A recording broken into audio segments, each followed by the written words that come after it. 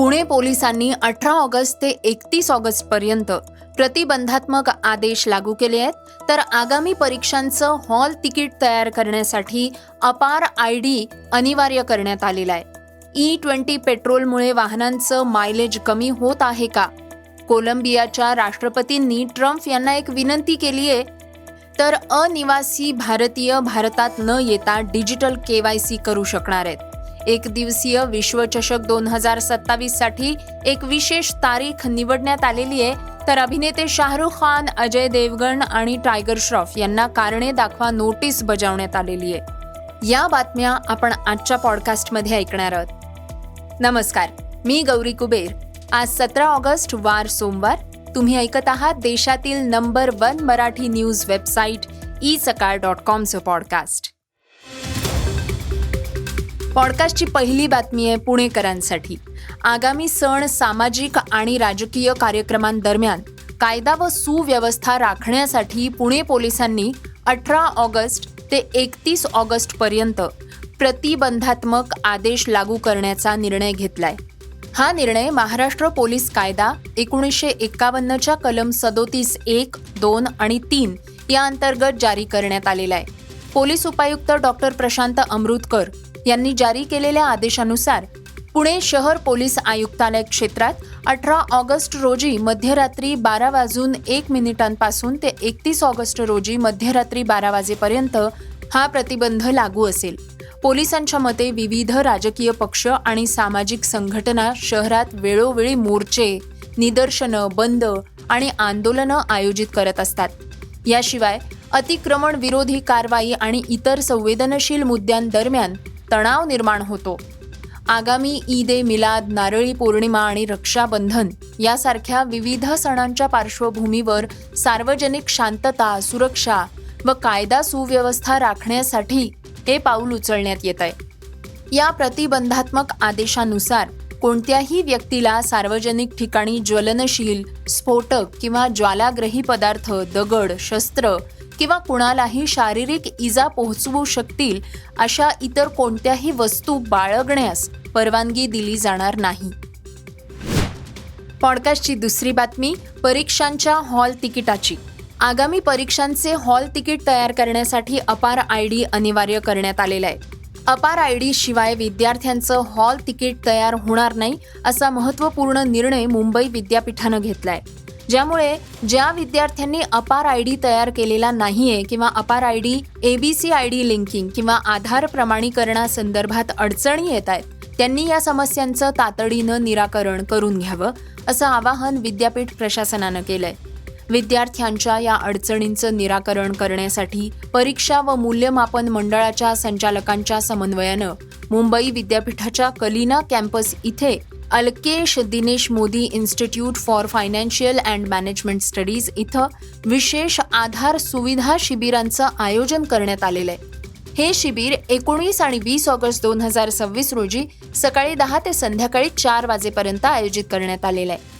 अपार ID तयार करणं, अपार ID आणि शैक्षणिक bank of credits ID link करणं, आधार प्रमाणीकरण, आधारशी जोडलेल्या मोबाईल क्रमांकातील तफावत, नाव अथवा जन्मतारखेतील तफावत तसंच आधारशी संबंधित इतर समस्यांचं निराकरण या शिबिरामध्ये करण्यात येणार आहे.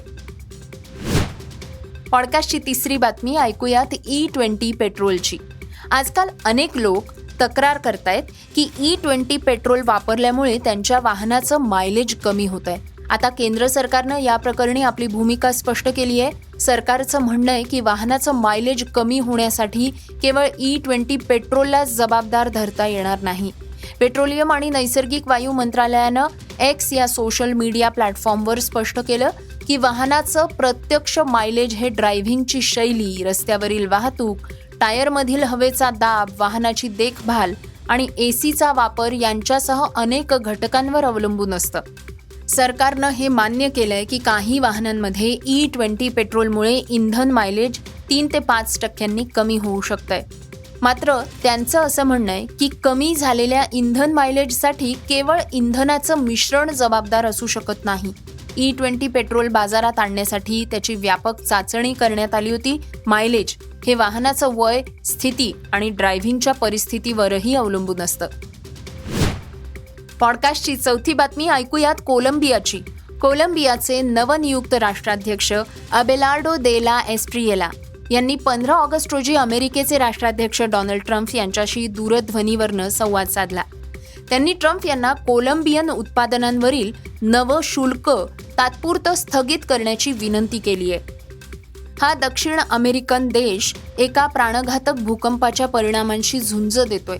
म्हणूनच अलीकडे वाढवलेलं हे शुल्क स्थगित करणं अत्यावश्यक आहे, असं अबेलार्डो म्हणाले.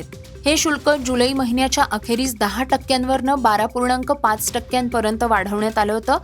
कॉफी आणि तेल यासारख्या उत्पादनांना यातून सूट देण्यात आली होती. पॉडकास्टची 5वी बातमी ऐकूयात परदेशात राहणाऱ्या भारतीयांसाठी. परदेशात राहणाऱ्या भारतीयांसाठी आता भारतीय शेअर बाजारात गुंतवणूक करणं अधिक सोपं होऊ शकतं. बाजार नियामक सेबीनं अनिवासी भारतीय, भारताचे अनिवासी नागरिक आणि परदेशात राहणाऱ्या विदेशी नागरिकांसाठी डिजिटल KYC प्रक्रिया सुलभ करण्याचा प्रस्ताव दिलाय. यामुळे गुंतवणूकदारांना त्यांचं KYC पूर्ण करण्यासाठी भारतात येण्याची गरज भासणार नाही. सेबीनं एक सल्लापत्र जारी केलंय, ज्यात असं म्हटलंय की भारताबाहेर वास्तव्यास असलेल्या आणि FATF अनुरूप देशांमध्ये राहणाऱ्या व्यक्तींना परदेशातनं डिजिटल पद्धतीनं KYC आणि ऑनबोर्डिंग पूर्ण करण्यासाठी परवानगी देण्यात येईल. पॉडकास्टची 6वी बातमी क्रीडा क्षेत्रातनं. ICC एकदिवसीय विश्वचषक 2027 बाबत एक मोठी घडामोड समोर येतेय. यावेळी ही स्पर्धा दक्षिण आफ्रिका, झिम्बाब्वे आणि नामिबिया हे देश संयुक्तपणे आयोजित करणार आहेत. सुरुवातीच्या योजनेनुसार ICCनं ही स्पर्धा 8 ऑक्टोबर रोजी सुरू करण्याचं ठरवलं होतं, ज्यामध्ये 1 ते 7 ऑक्टोबर दरम्यान सराव सामने होणार होते. ICC आता एक नवीन योजना तयार करत आहे, ज्यामुळे ही स्पर्धा लवकर सुरू होऊ शकते. ICC एकदिवसीय विश्वचषक 2027 गांधी जयंतीच्या दिवशी म्हणजेच 2 ऑक्टोबर रोजी सुरू होऊ शकतं. पॉडकास्टची शेवटची बातमी ऐकूयात अन्न व औषध प्रशासनाची. बॉलिवूड अभिनेते शाहरुख खान, अजय देवगण आणि टायगर श्रॉफ अडचणीत सापडले आहेत.